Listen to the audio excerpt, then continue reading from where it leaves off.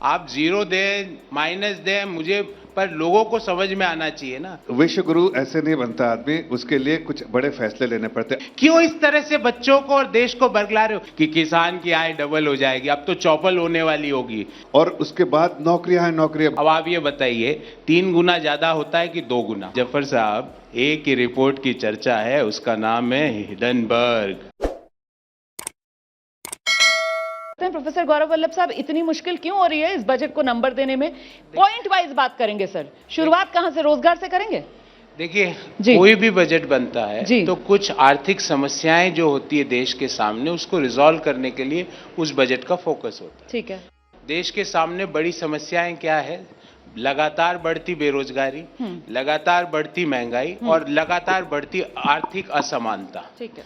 क्या वित्त मंत्री ने अपने पूरे बजट भाषण में एक बार भी बेरोजगारी शब्द तक का प्रयोग नहीं किया?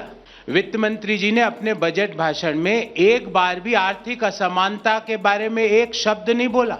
किस तरह से बढ़ती महंगाई से निजात मिलेगा इसके बारे में कुछ नहीं बोला। हाँ, एक मॉडल देश के सामने रखा, ये खाओ पियो मौज करो। ये क्या मॉडल है वो बताता हूं। वित्त मंत्री जी कह रही है कि हम 2 तरह के टैक्स रिजाइम चलाएंगे। एक टैक्स रिजाइम जिसके अंतर्गत हम सेविंग्स में पैसा डालते हैं, LIC, PPF, Sukanya Samriddhi, NSC, Indira विकास पत्र, KVP, अपने आने वाले समय के लिए।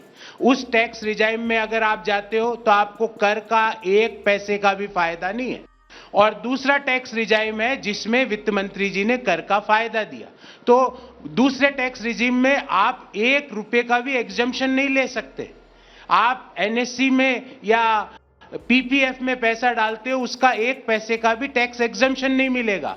तो मेरे पिताजी, मुझे याद है जब मैं पढ़ के बाहर, मैंने कहा पापा मैं बाहर जाके विदेश में पढ़ना चाहता हूं। हम मध्यम आय वर्गीय परिवार के थे, हमारे पास कोई अब पैसा नहीं था, तो मेरे पापा ने कहा चलो जाओ पढ़ो, मैंने तेरे लिए PPF में पैसा जमा कर रखा है। ठीक है। अब वो ऑप्शन चले गया, अब तो खाओ पियो मौज करो। तो वित्त मंत्री जी चाहती है कि जो लोग खाए पिए मौज करें वो आगे चले जाए और सेविंग्स का जो पोटेंशियल है अर्थव्यवस्था से वो खत्म हो जाए। आप जवाब दे दीजिए सर। वो आपत्ति इस बात को लेकर जता रहे हैं कि साहब वो जो बचत जो है अभी तक जो टैक्स में इंसेंटिवाइज की जाती थी, सरकार ने वो खत्म कर दिया। आप क्या चाह रहे हैं? आम आदमी की जेब में पैसा बचे, कर में छूट, लेकिन वो पैसा जो है वो बचत में ना जाए बल्कि बाजार में आ जाए, सारा पैसा निकल जाए।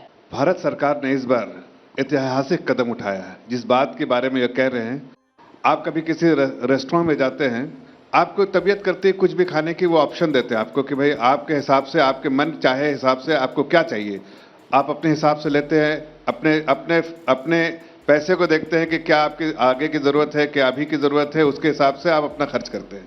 उसी तरह ऐसा तो नहीं कि बजट में आपको जो है दोनों जो टैक्स के जो स्ट्रक्चर है आप पे जो है दे दिया गया है कि आपको इसी को फॉलो करना है। आपको दिया गया है कि आपको ऑप्शन है, चाहे तो आप ऐसा टैक्स स्ट्रक्चर लीजिए जिसमें आप सेविंग कर सकें, या आप ऐसा टैक्स, बहुत सारे लोगों ने, आप अगर देखा होगा, बहुत सारे लोग, इसके लिए हम लोगों ने सर्वे किया था। सर्वे में बहुत सारे लोगों ने कहा कि हम एग्जम्पशन के लिए नहीं करते हैं, हम इन्वेस्ट नहीं करते हैं, तो हमें कोई फायदा नहीं मिलता है। बिल्कुल सर, पॉइंट आपने यहाँ पर बिल्कुल साफ कर दिया सर। गौरव साहब, प्रोफेसर साहब का जो आरोप था वो यहाँ पर बिल्कुल बेबुनियाद इसलिए क्योंकि कोई भी एक टैक्स रिजीम सरकार थोप नहीं रही है।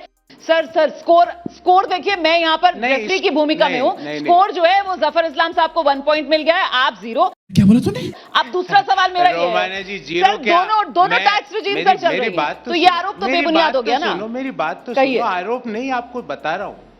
आप 0 दें माइनस दें मुझे, पर लोगों को समझ में आना चाहिए ना कि सरकार चाहती है कि हमारे ये युवा लोग जो नौकरी कर रहे हैं ये सेविंग्स में नहीं जाए, तो उनको अगर नए कर का फायदा लेना। मेरा एक सवाल है रुमाना जी, और इनसे भी है, आपसे भी है, और यहाँ इतने कॉलेज के बच्चे बैठे हैं, दुनिया में कहीं कोई एक ऐसा देश है जहां पे 2 तरह की टैक्स स्लैब चल रही है? ये कोई एमसीक्यू खेल रहे हो क्या कि 1-2 और दे दो फिर A B C D? ये क्या मजाक बना रखी है? क्यों वित्त मंत्री जी को एक कंफ्यूजन है कि ये टैक्स स्लैब में भी चले जाओ, कभी इसमें चले जाओ, कभी उसमें चले जाओ? कंफ्यूजन है क्या? ये वित्त मंत्री जी का कंफ्यूजन है क्या? छोटे-छोटे जवाब लिए तो हाँ, अच्छा है। बिल्कुल, और बिल्कुल। मैंने एक सवाल 10 पूछा, सेकंड में जवाब सर, मांगे। एक मिनट, जवाब तो ले लीजिए रोमाना ना। जी, मैंने हाँ। एक सवाल पूछा, उसका पिन पॉइंट उत्तर दो। दुनिया में एक देश बता दो जहां पे पर्सनल इनकम टैक्स की 2 तरह की प्रणालियां चल रही ठीक है। मुझे एक इसका उत्तर देखिए, दे दो। ठीक मैं है। तो ये कहता हूं कि विश्व गुरु ऐसे नहीं बनता आदमी, उसके लिए कुछ बड़े फैसले लेने पड़ते। विश्व गुरु ऐसे नहीं बनता आदमी, उसके लिए कुछ बड़े फैसले लेने पड़ते। साले का खोपड़ी तोड़ साले का। आज हाँ। दुनिया की 20% आबादी यहाँ है। दुनिया के जो सबसे ज्यादा यंग जो वर्क फोर्स है वो इस देश में है। 2030 में सबसे ज्यादा यंग जो वर्क फोर्स होगा इस देश में होंगे। अगर आज आप इसके बारे में चिंता नहीं करेंगे तो कब करेंगे? इसलिए मैं 2-3 बातें और कहना चाहता जी। हूं। आप देखिए, अगर लोग कहते हैं नौकरियों के बारे में, इन्होंने जिक्र किया ना सर, पहले हम लोग बिल्कुल तो टैक्स में सवाल जवाब के हिसाब से चल रहे हैं। तो सर उन्होंने जवाब दे दिया आपकी बात का। मेरे वो कह कौन रहे सा जवाब मैं है? बताती हूँ ना, वो कह रहे आउट ऑफ बॉक्स आइडियाज। अरे आउट ऑफ बॉक्स आइडियाज ये को out मानिए of ना, box नहीं, हमें दुनिया को थोड़ी फॉलो करना रोमाना है। जी, हम ये- अपनी नई लकीर खींच रहे हैं यहाँ पर।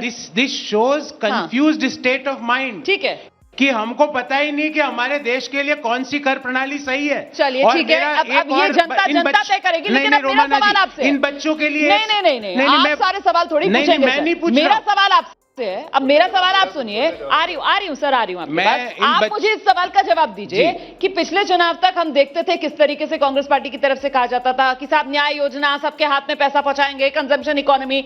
अब जब सरकार इसी टैक्स रिजीम की बात कर रही होंगी, ये जो टैक्स स्लैब्स बदले हैं, सरकार की ये कोशिश है कि लोगों की जेब में पैसा रोमाना रहे। जी- सरकार की ये कोशिश है कि लोगों के पैसे से अर्थव्यवस्था का चक्का घूमे। तो फिर क्या आप अपनी बात पर अच्छा यू रोमाना टर्न जी, नहीं कर रहे? मैं एक बात पूछता हूँ, बहुत बढ़िया सवाल पूछा और हाँ। मैं इसी का उत्तर देना चाह रहा था। ये जो 2 टैक्स रिजाइम है, ये 2 साल से चल रही है देश में। जफर साहब, मुझे तो नहीं पता, क्योंकि इनकम टैक्स डिपार्टमेंट ने तो जारी नहीं किया। पिछले 2 साल में कितने प्रतिशत देश के लोगों ने जो ये नई टैक्स रिजाइम के तहत टैक्स भरा, कर भरा, बता दीजिए। इसका आंसर तो नहीं आता मुझे। देखिए, जो मैं वही तो कह रहा हूं, आप सुन तो लो भाई। आप लंबा जवाब देते, मैं छोटे जवाब देता हूं। हमने जो सर्वे, हमने कहा था, आपने सुना नहीं ठीक से, कि सर्वे किया। सर्वे में लोगों की चिंता जो है उन्होंने अपने बारे में बताई कि क्या उनकी जरूरत है। जी। ये आप कह रहे हैं लोगों तो वोट हमें दे रहे हैं, हाँ। आपको तो वोट नहीं दे रहे। जफर साहब, इसका मतलब आप प्रतिशत सर सुन नहीं तो लीजिए ना बता रहे जवाब। हैं। ऐसा नहीं, सर बीच में सुन नहीं तो लीजिए ना टोकते। जवाब। मैं बीच में नहीं टोकता हूं। मैं कह रहा हूं कि इसका जो आपको कितने अंक मिलेंगे, फायदा मिलेगा नहीं मिलेगा, ये हम जनता पे छोड़ते हैं। जनता ने आपके हर बात को नकारा है, हमें सराहा है। हमने जनता की बात सुनी, अपनी बात नहीं। जिस जनता के बारे में बात करें उनसे ही सर्वे में पूछा, अच्छा, कि क्या आपको ऐसा, तो लोगों ने कहा कि हमारी जरूरत बदलती रहती है। ठीक है। आज मेरी ये जरूरत है, कल मेरी हो सकता है सेविंग की जरूरत हो। आज मुझे ये ऑप्शन दीजिए, कल ये ऑप्शन। सरकार ने दोनों ऑप्शन दिया। बंद करो, हाथ जोड़ के मैं मोदी साहब से गुजारिश करता हूँ। जन भावना का सम्मान, लोगों को विकल्प और out of the box thinking. Sir मुझे लगता है टैक्स पर बहुत बात हो गई है। अगले टॉपिक पर 10 सेकंड। अच्छा जल्दी से। मैं ये तो कह रहे हैं 7 लाख का, मैं कह रहा हूं 10 लाख तक कोई टैक्स नहीं देना है। आप 5 लाख तक तो टैक्स की रिबेट है, 2 लाख की एग्जम्पशन होम लोन का इंटरेस्ट ले लो, एटीसी में 1.5 लाख का ले लो, 50,000 का एनपीएस में डाल दो और 50,000 रुपए का आप मेडिकल का इंश्योरेंस का रिएम्बर्स। मैं तो 10 लाख का पहले से था, आप 7 लाख बोल रहे हो। पहले से ही देश में 10 लाख तक टैक्स देने की जरूरत ही नहीं। क्यों इस तरह से बच्चों को और देश को बरगला रहे हो? अरे प्रोफेसर साहब, आप भी क्यों भ्रमित कर रहे ये हैं? सब वो 9.5 लाख का टैक्स एग्जेम्पशन लेने, अरे 10 लाख का लेने के लिए सर वो बाकी 5 लाख इन्वेस्ट भी तो करना पड़ेगा। तो इकोनॉमी में इन्वेस्टमेंट नहीं, नहीं तो हो। ऑप्शन ये दीजिए ना। सेविंग ना, ऑप्शन मैंने दीजिए ना। 2 सवाल पूछे। नहीं कि हमें कितने मालूम है, हमें मालूम प्रतिशत है। एक लोगों सेकंड, ने- हमें कितने मालूम है प्रतिशत प्रोफेसर साहब लोगों ने इकोनॉमी में टैक्स बहुत बड़े रिजाइन- जानकार हैं। लेकिन अरे, सर यहाँ पर जलेबी मत बनाइए, टैक्स से आगे मैं बढ़ते इसका हैं। जवाब देता हूं। अच्छा जल्दी से। हकीकत यह है कि जनता जो है जनार्दन है, जनता खुश है। इनको परेशानी हो रही है। ठीक है, पॉइंट में प्रोफेसर गौरव वल्लभ, यहां पर तो गदगद सरकार और सत्ता पक्ष इसी चक्कर में है कि साहब सबका ख्याल रख लिया गया, चाहे मिडिल क्लास हो, चाहे किसान हो, चाहे महिलाओं हो, चाहे युवा हो। और आपने कहा कि साहब बेरोजगारी का जिक्र नहीं किया, लेकिन रोजगार के लिए सर वो कैपिटल एक्सपेंडिचर सरकार ने तो सारी जिम्मेदारी अपने कंधों पर ले ली है। सरकार तो 10 लाख करोड़ खर्च कर रही है, आपके रोजगार की रोमाना जी, समस्या है। किसानों का ख्याल तो 2022 में ही रख लिया था, जब उनकी इनकम सरकार ने डबल कर दी थी। तो 2022 में वादा किया था मोदी जी ने कि किसान की आय डबल हो जाएगी, अब तो चौपल होने वाली होगी। कि किस तरह की बातें कर रहे हैं। देश में सरकारी आंकड़ा है कि किसान प्रतिदिन किसानी से 27 रुपए कमा रहा है। किसान को चाहिए था कि वो एमएसपी का, उसको लीगल राइट का एक खाका इस बजट में मिले। किसान को चाहिए था कि उसका जो इनपुट कॉस्ट है, जो डीजल के रूप में, फर्टिलाइजर के रूप में, पेस्टिसाइड के रूप में, उसमें जीएसटी का फायदा मिले। ठीक है। किसान को चाहिए था कि ये 6,000 रुपए का जो मजाक उनके साथ कर रहे हैं, वो उसको इन्फ्लेशन एडजस्ट करके 15 से 20,000 रुपए, क्योंकि हमें बहुत सारे टॉपिक्स कवर करने। किसान सम्मान निधि में राशि बढ़े, इसकी सबसे ज्यादा उम्मीद थी, चूक गए क्या? नहीं, बिल्कुल नहीं। देखिए, किसानों की चिंता की स्टार्टअप्स के लिए हमने वहां पर किसान युवाओं के लिए बहुत बड़ा जो प्रावधान किया है। हमने जो है 20 लाख करोड़ का ऋण देने का जो है वो भी प्रावधान किया है। हमने किसानों के लिए के चिंता बराबर की है, हर बजट में की है। अब युवाओं के बारे में बात किया, कैपिटल एक्सपेंडिचर के बारे में। भाई हमारा देखिए एक ट्रेंड है कि बैलेंस शीट, आप 2014 में इन्होंने सरकार छोड़ी, जीडीपी का साइज था 100 लाख करोड़। आज जीडीपी का साइज जो है 303 लाख करोड़ का है। उसका परसेंटेज देखिए उस वक्त के हिसाब से कितना, 2% से ज्यादा कभी नहीं गए जीडीपी के। हमने 2.5, 2.7, 2.9, 3.3 एक डायरेक्शन में जा रहा। उससे क्या फायदा है कि युवाओं को नौकरियां मिलेगी। जितना ज्यादा निवेश होगा, प्राइवेट इन्वेस्टमेंट भी होंगे। एक रिपोर्ट आई है, डेट कर्स करके इन रिपोर्ट आई है, फॉरेन फंड के, फॉरेन इंस्टीट्यूशन ने लिखा है बिल्कुल निष्पक्ष होकर उस वक्त 2013 में कि 67% ऐसे ऋण दिए गए हैं 2006 से 2012 के बीच में, जो 32 लाख करोड़ में, जिसमें से 67% ऐसे थे कि डे 1 में वो एनपीए होंगे। हमारी सरकार आई तो उनको जो हमें बैंकों में मिला, एनपीए मिला, और अगर व्हाइट पेपर कर देते तो देश की अर्थव्यवस्था खत्म हो जाती। तो विरासत में इतना बोझ इनको मिला, एक सेकंड पूरी बात, विरासत में जो मिला उसको हमने किसी तरह मैनेज करके बढ़े। और आज देखिए जो 557 कंपनियों से हम लोग बात कर रहे हैं, जो बड़ी कंपनियों से, जो हिंदुस्तान में अपना इन्वेस्टमेंट करेंगे, और उसके बाद नौकरियां, blue collar job, white collar job सारे लोगों को मिलेगी। और प्रोफेसर रोजगार की बाहर आने वाली है। प्रोफेसर साहब एक सेकंड, बिल्कुल हंस रहे हैं प्रोफेसर साहब। मतलब लंबा बात ये कि रोजगार की बाहर आने वाली है। और जो आंकड़े कह रहे हैं हिंदुस्तान के नहीं पूरी दुनिया के, कि इस वक्त जबकि कोरोना महामारी जैसे हालात से पूरी दुनिया उबर रही है, प्रधानमंत्री कह रहे हैं नेशन फर्स्ट, सिटीजन फर्स्ट, और अमृतकाल का ये पहला बजट। सर रोमाना जी, अमृतकाल चल रहा है जी। भुखमरी में हमारी रैंकिंग 107वीं है दुनिया में। अमृतकाल चल रहा है, ह्यूमन डेवलपमेंट इंडिकेटर्स में हमारी रैंकिंग है 132वीं, आर्थिक सर्वे में दिया गया। अमृतकाल चल रहा है, पर कैपिटा जीडीपी में दुनिया में हमारी रैंकिंग 135। अमृतकाल चल रहा है और पर कैपिटा इनकम में हमारी रैंकिंग 137वीं, और ये अमृतकाल चल रहा है। अमृतकाल चल रहा है और जेंडर गैप इंडेक्स में हमारी रैंकिंग 144वीं। ये कौन सा अमृतकाल है? अगर ये अमृतकाल है तो इस देश को और हमको अमृतकाल जवाब ले ले। प्लीज 1 मिनट रुकिए। अमृतकाल चल रहा है और देश में बेरोजगारी की दर है 8.5%, शहरों में बेरोजगारी की दर है 10% से ज्यादा। अमृतकाल चल रहा है और 2017 से लेकर 2022 के बीच 2 करोड़ 10 लाख महिलाएं रोजगार के बाहर हो गई। अमृतकाल चल रहा है और 2016 से 22 के बीच 5.5 करोड़ लोग रोजगार के बाहर हो गए।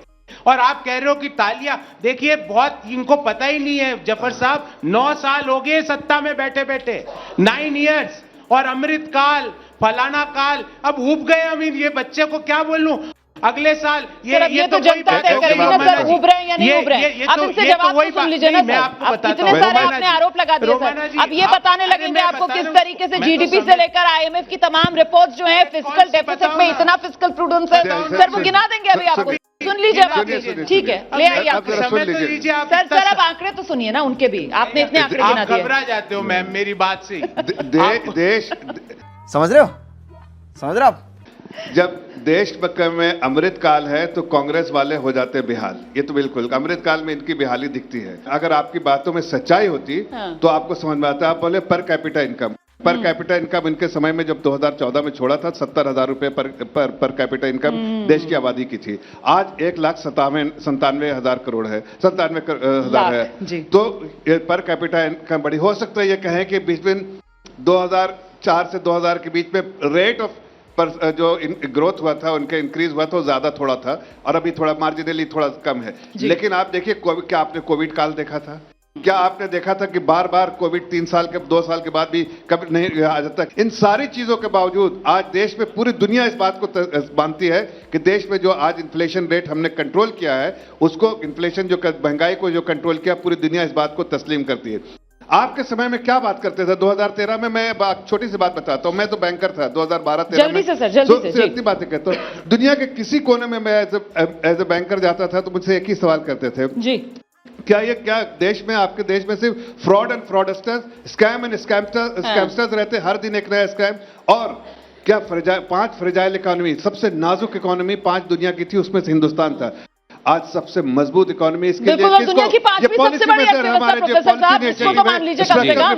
जल्दी से संक्षेप में, जल्दी से प्रोफेसर साहब। उसका फायदा है। अब इन्होंने पर कैपिटा इनकम की बात करी। 2004 में देश की पर कैपिटा इनकम थी 26,000 रुपए। ठीक है। 2014 में हुई 90,000, 3 गुना से ज्यादा बढ़ोतरी। और आज है 1,97,000। अब आप ये बताइए, 3 गुना ज्यादा होता है कि 2 गुना? पर फिर भी मैं कोरोना महामारी, रूस यूक्रेन युद्ध, जरा इन वैश्विक हालात को भी तो देख लीजिए ना। पर कम से कम झूठ ना बोले, उस समय भी सब प्राइम क्राइसिस आई थी। फिर दूसरी बात, आपने कहा कि बैंकों की हालत, फ्रॉडस्टर।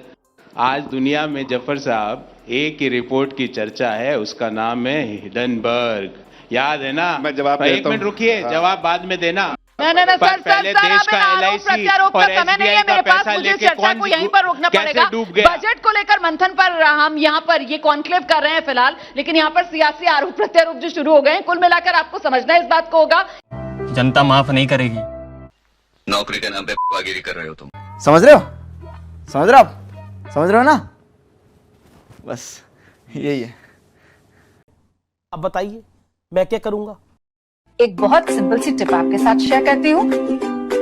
अपने हाथ को इस तरीके से रखिए। If you look at this from your side, आपका लेफ्ट हैंड आपको बी के जैसे दिखेगा और राइट हैंड आपको डी के जैसे दिखेगा। B and D. B for थोड़ी मदद रखिए। वे मैं थो तेरा मन पर